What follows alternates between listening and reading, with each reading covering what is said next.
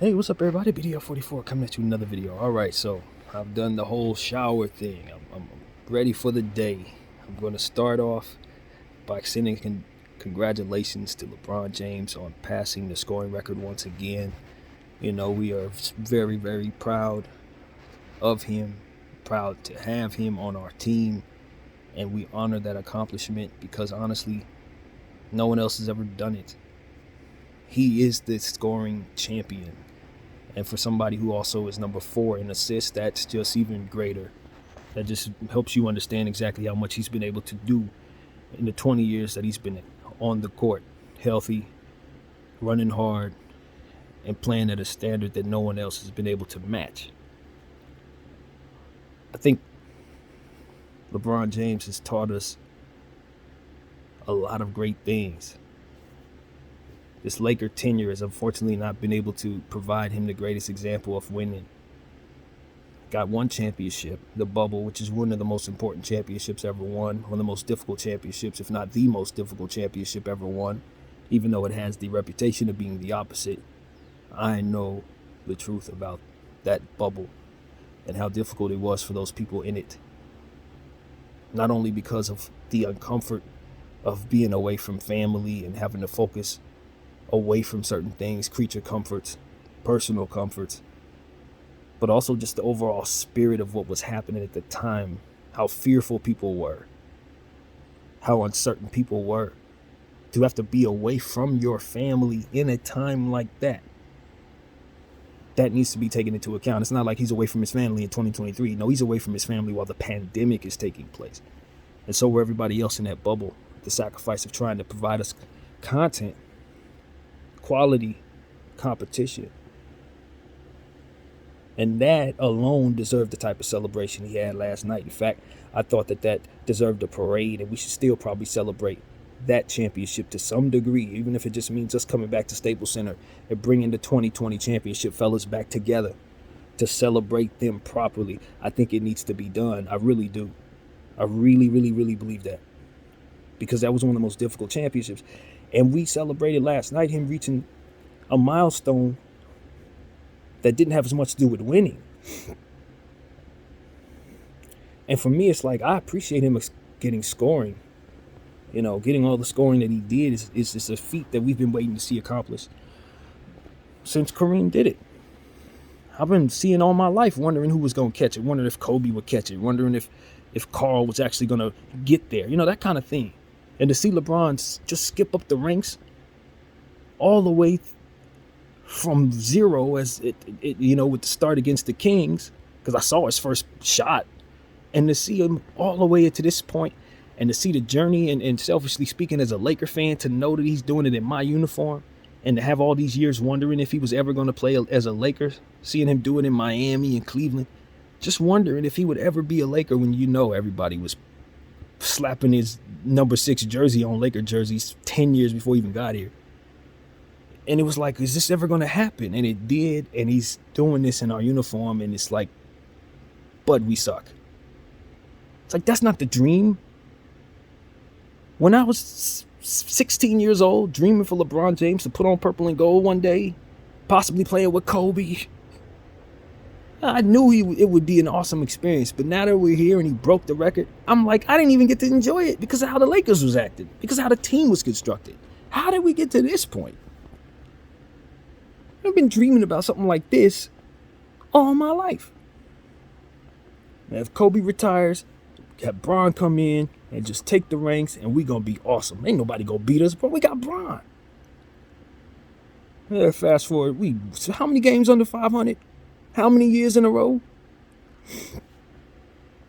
I'm just trying to help myself reach a space where the reality of how I feel is fully realized in this camera. I'm happy for Bron. I'm ecstatic that dream came true. But I look around, I'm like, this ain't how that was supposed to be. This ain't the dream. How do we suck?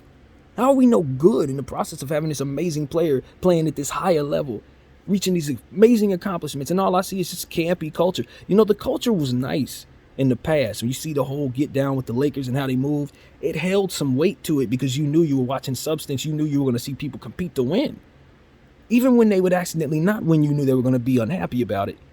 This is like the complete opposite of that.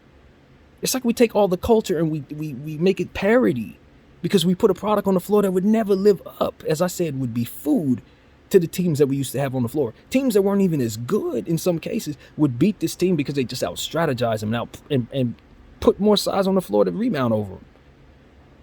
This team would dumb it down for some teams that weren't as talented as them because of how we do things so poorly. And I'm like, it makes the culture look campy. It makes it look corny. It makes it look like it's not even really holding any weight. It's like y'all running around pretending to be old Hollywood. It's not real Hollywood. It's like y'all acting like it's the old days with Jack Nicholson. But right now, it's just, it's a bunch of celebrities watching the bogus product. People rooting for the wrong stuff and acting like that's the right culture. We're not going to pretend like a competition doesn't matter. Because the first thing y'all want to do is discredit people who are competing. The first thing they want to do is say that these guys are greater. How can they be greater when you move the goalpost so far? And you dumb it down so much. And when you root for stuff that ain't got nothing to do with helping them be victors. And that's where I'm at with this. You know, I saw a lot of great accomplishments, and this was probably one of the greatest ones. Don't get it twisted. But as I said last night in the video that I made after the game, scoring is just one side of the ball. And while we respect that side of the ball, I want to win the game, man. Do you know what I mean? Like, if I don't play defense, and if I don't respect clock management, and if I don't do all the little things and be intent on winning and try to make a miracle happen down the stretch of a basketball game when the score is a little bit out of reach but not too much, effort, man. If I'm down by 4 with like 30 seconds to go, it's not sit down, put on warm-up shirt time because we've had the ceremony pop off and it was a wonderful moment and it's a wonderful night for everybody. It's not a wonderful night for everybody because the fans lost. You lost. Guys sitting up there smiling, just snap pictures. Hey, we're down by 4. There's time left. We got timeouts. I know it's a free throw contest, but when I was watching the game back in 2099, whatever those years, we would win games like that, man. I remember the Golden State game where I think Kobe missed a free throw, pulled the rebound off the rim, pulled the layup, the buzzer or something like that, got us into overtime. We ended up winning an improbable game in Oakland, just like this. A game we would have conceded today. A game they wouldn't even try to win. A game this team would not have even tried to win. We would have set everybody down. We would have lost. I'm telling you, we used to win games like this, y'all. That's why it's unacceptable to me. I'm an old head, bro. You can't sell me this product when I grew up on Kobe and Shaq. They taught me how to win. It's like they want me to think Kobe was some crazy, like, obsessed winner. But you can't let me sit there and study that person for 20 years and then trot out this nonsense to follow him. No way.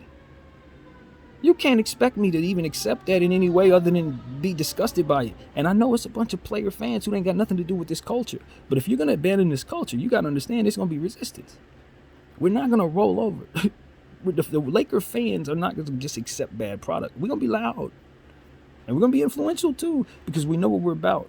And we're about something that you guys are not. And at the end of the day, while you're chasing all those numbers, you're not going to be as satisfied as what it is we're telling people to be satisfied by, which is ultimately being the victor in the end and having a legitimate argument against the historians and those in the future. A legitimate one. I'm telling you, this game is going to keep being played for many, many years. Many athletes are going to come. This is my whole big point every day when I talk about this team, talk about these players. New talent is coming to live and play 20 years and 25 years and display their enhanced, abilities that are just going to come with human evolution as life continues to go on. These guys are going to get drowned out historically, and it's not going to be their fault. But they are going to have to undo this crap so it doesn't continue for the kids that come after them. We got to learn how to win, man. We got to learn how to value winning. Got to learn how to value winning over the stuff that it takes to win. It takes points to win, but that's only one thing you need to do so. So if you got more points than everybody else, but you gave up more points than everybody else, you still lost. I don't need to be celebrating the guy who got the most points. Because if he didn't get the most wins, then he neglected the most points. You see what I'm saying? Then his team gave up more points than he was able to accumulate. It's skewered by the fact that he didn't win. You got a lot of that stuff in the second quarter, first quarter. All that stuff is wonderful. But if you didn't close, bruh, you just lost more than most people. Like literally. That's what it comes down to. You scored more and you lost more. You played more and you lost more. And that's what makes it so sad, because it's like he played more. But when you learn how to do the things a certain way over and over and over again, you start thinking that that is the way it's done. And you start realizing all them damn games you let sit on the table. When you start studying some of these other guys who strategize ways of winning them games that you conceded, I promise you,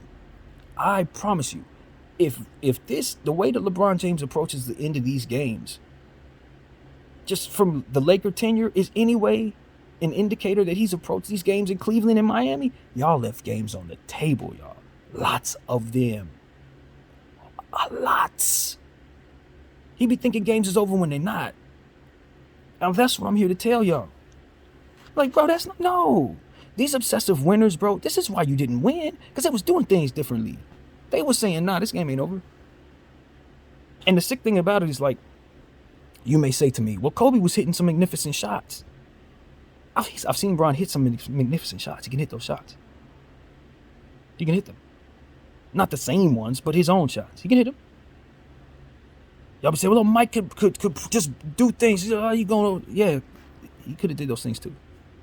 Bron was more athletic than Mike. Triple times more. He's in better shape than Mike. On top of that. So that's the thing. It's like LeBron James is more capable of being a better defensive player than anybody else. More capable. You know what I mean? It's like, I know that one year he had defense. He was almost a defensive player of the year. I think they gave it to Marc Gasol or something like that, but it should have been him. That one year. He could have did that every year. He could have.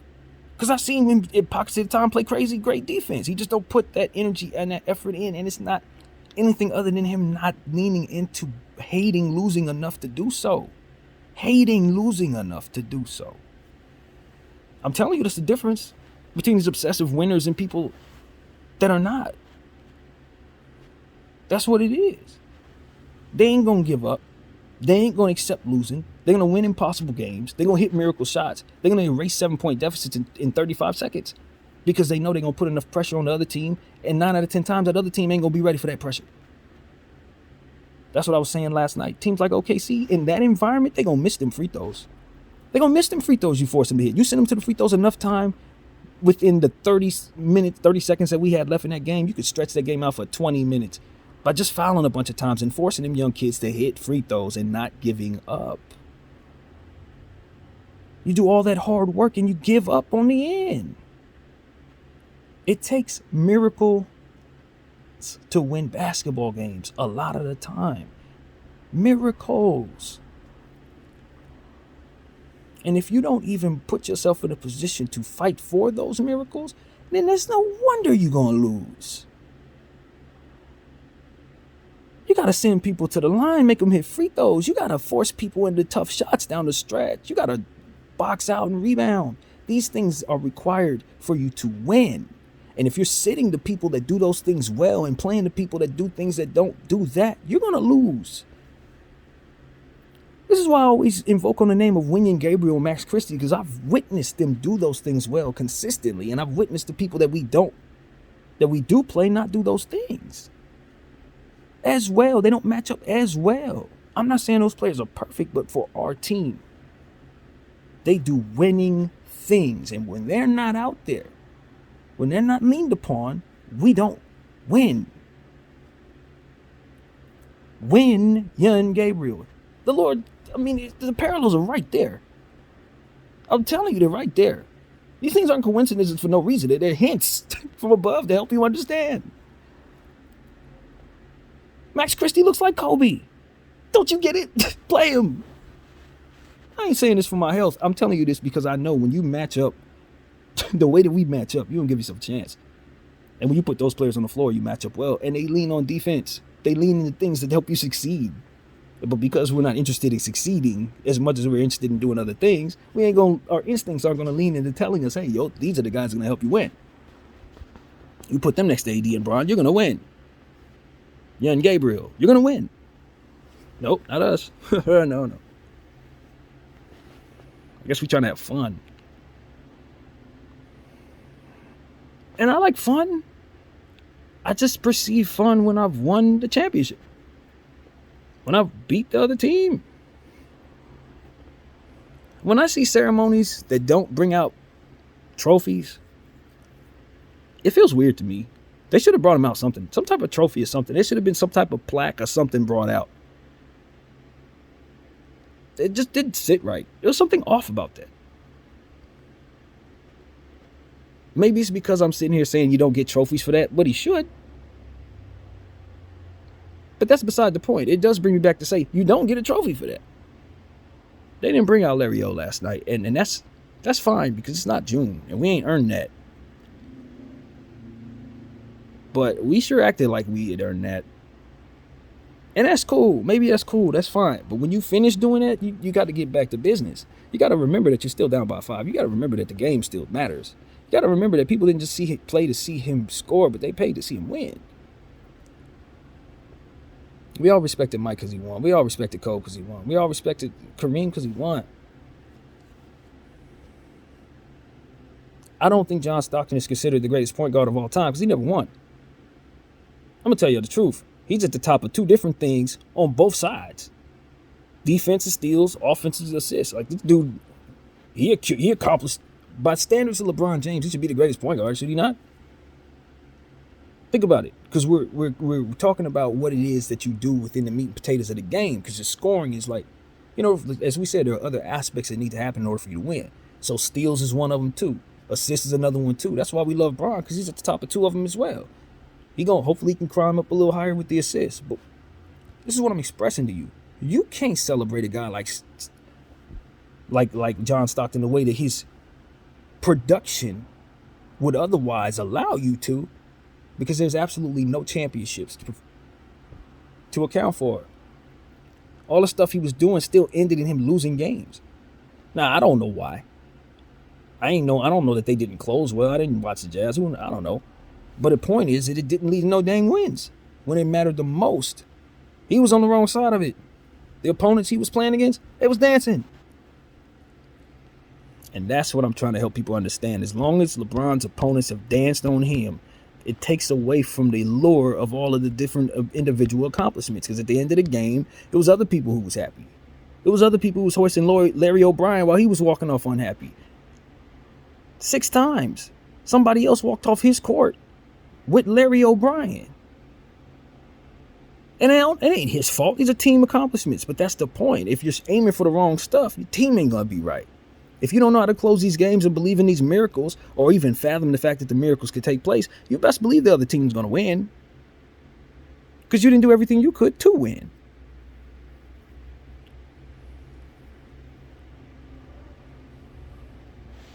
See, if LeBron James was raised in the Laker lore, if he would have started his career next to Kobe Bryant, none of this would be going on. None of this would be going on. Kobe would have snuffed that out of that dude in the first 2 years. He didn't have none of that going on. Either he would have been too weak to hang around Kobe Bryant, or Kobe Bryant would have turned him into a monster, a different type of monster. So with Phil Jackson, they would have turned him into a monster. It wouldn't be none of this going on right now. He'd have got all these accomplishments and he would have won more championships because he would have known how to win some miracle games. He would have won some miracle games that he didn't even try to win. I'm sure of it.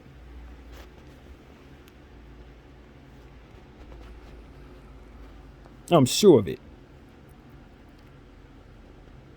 Because I've seen some of these same games won that we just be like, nah, we're done. It's cool. We've conceded. It's time. Let's focus on the next game. Focus on the next game. So you can go ahead and apply that same loser crap to that and lose again? Quite literally, yes. That's exactly what it is. I'm trying to get us out of that. I'm trying to remind people of what Kobe's done. Point 4. Y'all remember Derek Fisher point 4? This team wouldn't even got to no point 4. We would have thought we lost that game. They'd have walked off the court. They would have walked off of San Antonio court certain that they would have lost. We won the championship that year. That game would have pretty much taken us out of it. I think we would have went down 3-1 at that point or something like that. We would have been out. What's the difference, man? People think they lost. You ain't lost yet. You conceded a loss. You welcomed it. Because you didn't hate losing. Kobe hated losing. So he was going to keep us fighting even when it didn't make any sense. He was jacking up shots. I'm like, man, this game over. No, it ain't. And you look up, you're like, man, how the heck did we do this? It was him. He just refused to let us lose. What do you mean refused to let us lose? We were down by 10 like 3 minutes ago. Yeah, but he hit a bunch of shots. Guys missed free throws. We played defense, and now we're here. And would you know he would win the game in overtime or something? We'd make it happen. It's like, man, we can't win no championship if you don't get over those hurdles, if you don't face those challenges, if you don't believe in those moments. You ain't about to win no championships. You're going to let the losses pile up. Each and every one of those conceding moments is loss piled up, loss piled up. Every time you don't believe in a miracle, loss piled up, loss piled up. And you look up and your record's trash. Why? Because games have to be done. They have to be won. You have to do certain things. Play 48. And if you don't know how to close, hey, this is what's going to happen to you. You're going to score all the points in the world. You're going to get all the steals you want. You get all the assists you want. But when it comes down to it, the game's close, the other team did the right things. They believed in the miracle. They sent you to the line. You missed the free throws. They played defense. They rebounded the ball. They hit the shot. They went home. Winners. That's what I'm talking about. Food. This era is food. And this is exactly why. The very reason why. Because they be conceding losses that don't necessarily even have to be losses. All up and down the league. Bad clock management over there. The bad execution down the stretch over there. Mismanagement of timeouts over there. Throwing away possessions all throughout the game over there. Now they close and don't know what the hell to do. These things happen all over the league. That's why I'm like, yo, the Spurs would have killed all y'all. They would have been 70-3. 70-2 rather. Like, they, how many games did they? I don't know, whatever. They would have had a record that was so amazing. 70-10, 71-10. Let's go with that. I don't know. My math is trash. But you know what it is? That's how great a team like that would have been. Not because they had more talent, but just because they would have kept the game close enough. And in them last 2 minutes, they'd have picked them apart. I swear to you, the Spurs probably would have won all the games they're in this year because they just picked these teams apart. Watch them do it so many times. It's like, man, all these little schemes y'all running there, they ran circles around everybody I see. So that's what I'm saying, man. It's not even about them being more athletic. They're not. It's just how they played, man. And you're talking about spreading the floor. They'd have hit more shots anyway. I'm telling you, Manu Ginobili would have hit more shots anyway. Him, Tony Parker, that type of thing, man. And I remember them because they used to beat us. And we beat them too. And a lot of them games taught me why not to accept this nonsense, why this ain't it. You watch enough 2001 Spurs Lakers, and you know this ain't it. So I'm like, nah, man, you had me grow up on that, and you got me watching this. And you want me to tell the rest of the generations that are under here that don't remember that this is acceptable. No. Trust me, y'all, it's not. These are the guys that Kobe used to destroy. He would score 81 on guys like this. I ain't kidding either. It's a Kobe minute, by the way. Salute. But we salute Bron too. It's a different type of great, but it ain't the winning type of great. Nah. And I want him to become that, which is why I'm on this channel speaking the way I do. He got time left. He figured out. I think Bron can still get 3 more rings, honestly. And he takes the summer off and study all this stuff I'm talking about, these miracle game, last 2 minute drills, 30-second, down by 5. Study the energy of the other team when they're put in those situations. I promise you there are guys that are going to miss these free throws up and down the league in those situations that will keep you in the game. I think I said that 3 times in this video, but it's true, man. We just don't be putting people in them situations. I think if Bron would have put his opponents in them situations a bit more, he'd have found so much more success, so much more opportunities at last second shots and stuff like that. Last night could have been a miracle shot for LeBron James. I know the foot was hurting. I was the one that said don't keep him out there unnecessarily, but this was not that. This wasn't that. This is you having a chance to win the game. This is you remembering you're in 13th place. This is you remembering these games count. But none of these games really count. Because the things that we really want don't have nothing to do with winning. It's a problem. You know what I mean? So that's where my head is at, man. That's pretty much what I have to say about this. I'm not really sure what the Lakers are going to do at the trade deadline. I haven't even turned on my phone enough in those areas of life. I ain't clicked on no sports stuff yet. This is just my raw emotion. After giving it some real thought. Like, I appreciated what I saw. But I think it's okay for it to have been done that way. But I ain't like that we didn't care to strategize the game properly so that we could get the victory. I didn't like that I saw so much deliberate number chasing that people were celebrating throwing possessions away. The low basketball IQ that was just on display based on other things that needed to take place that was so much more important than us being the best example of basketball for whoever would watch that film.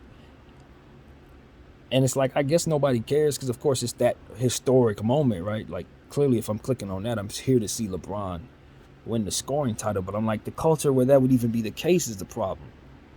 Like, I don't even want to be in a world where they looking for that. I want to be in a world where they're looking for that game to see how LeBron James closed out teams. I don't care how he did what, nothing. No, we're trying to study the best so we can see how to beat the rest that are living today. Because that record that we're watching him in this ceremony, somebody else broke that record 20 years ago, and someone else broke it after that. But we do need to know how LeBron James schemed down the stretch of this game so we know how to beat the opponent in front of. You see what I'm saying? That's how my mind works. I ain't thinking about nothing today. I'm thinking about these videos being watched 25 years from now when somebody else is trying to study the Lakers and they need to know some things that maybe they don't see around them. You see what I'm saying? It's all history, bro. Anything attached to the Laker name is history. Anything attached to LeBron James' name is history. So in the game when he got the scoring record and he lost to an OKC team that's young and didn't have Chet Holmgren, bro, everybody gonna see he lost. It's gonna be a great, I guess you could say, metaphor for the whole thing. He got the scoring title, he celebrated, everybody was happy, and he lost. Like, that sums up the whole thing. That's a problem. Video 44. I thank you all for watching, and I'm out.